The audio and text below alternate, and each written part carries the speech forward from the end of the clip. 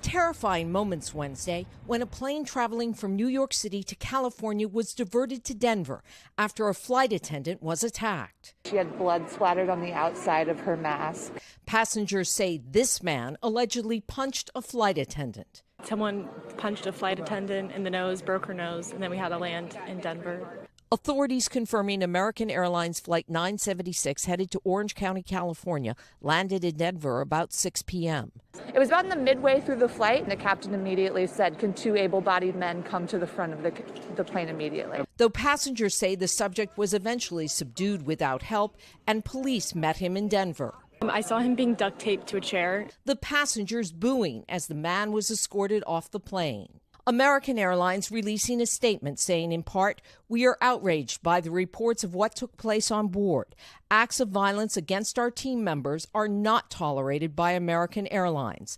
The individual involved in this incident will not be allowed to travel with us in the future." This attack comes amid a wave of dangerous and unruly behavior aboard passenger planes that began earlier this year during the COVID-19 pandemic. Nearly 5,000 reports of enraged behavior, much of it centered around the federal mask mandate. Still required in airports and on planes since much of the country is not yet vaccinated, including most young children.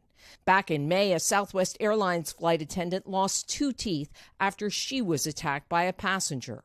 I'm appalled that the flying public attitudes and tones has degenerated enough that flight attendants would have to come home to their families with such extensive injuries. Authorities trying to keep up with the increased danger in the sky. For individuals who violate the law, especially when it jeopardizes so much that we have invested in on behalf of the American people, we'll bring the full force of the law to bear. It's good to hear that. But as you mentioned, there are thousands of unruly passenger reports this year alone. Do we know how many of those unruly passengers have actually been prosecuted? We do, Craig. So if you take the nearly 5,000 reports of unruly passengers, more than 9,000 investigations have been started, but just over 200 have resulted in enforcement cases.